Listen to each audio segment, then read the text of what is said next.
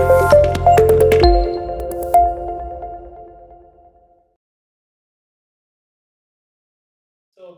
Ravin, you already have studied, abroad for your bachelor's, right? And Arth, you happen to, take up your master's abroad. What was that decision that, led you to, okay, I need to study abroad, not particularly right now in India, for your particular fields? Any specific trigger points or insights that you can share on what parameters did you guys decided, okay, I would want to study in this country, probably in this university? Well, for me, it was the exposure that I was gonna get. To be very honest, for me, the degree which I did in digital marketing, it's more of a creative kind of a field. So in that, formal education, I didn't think would be, a big part. But for me, it was the exposure that I would get because my course which I took had people from like classmates from around 30 nationalities. So it was a big thing for me because I wasn't, that good at communicating with people, interacting, gelling well, networking. So I thought this would be the right choice to, go to an English speaking country and having people from so many nationalities that would give me a good exposure to, the different cultures and built a network like throughout Europe and, eventually it happened worldwide. So that was one of the trigger point. And when it came to the country, Ireland was like I thought of USA and every other option that's available over there.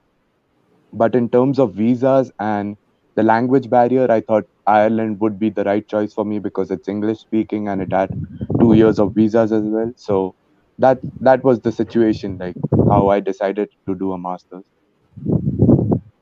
Interesting.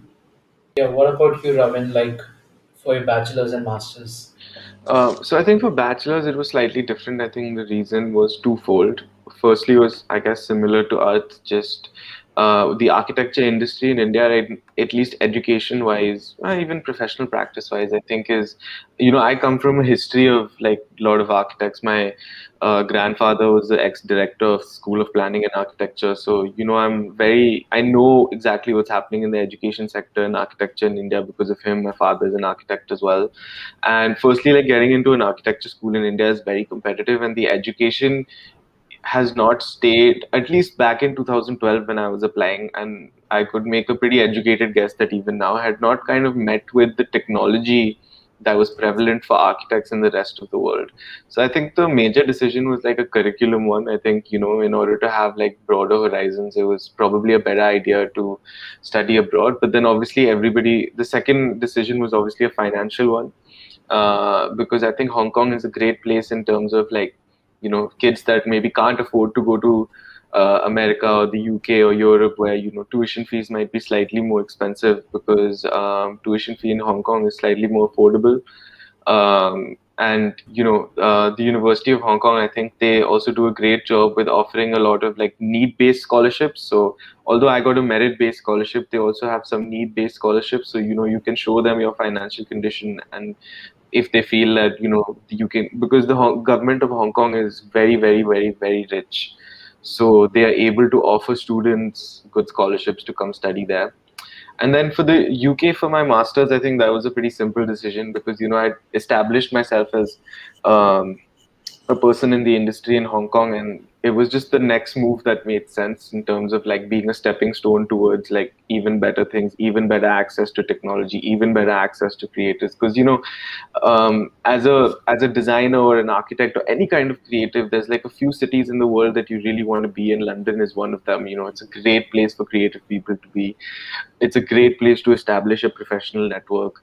The Bartlett School of Architecture is one of the best architecture schools in the world in UCL. So, yeah, I think firstly it was a bit more of a financial decision to move to Hong Kong, and then to the UK was just entirely professional slash career decision.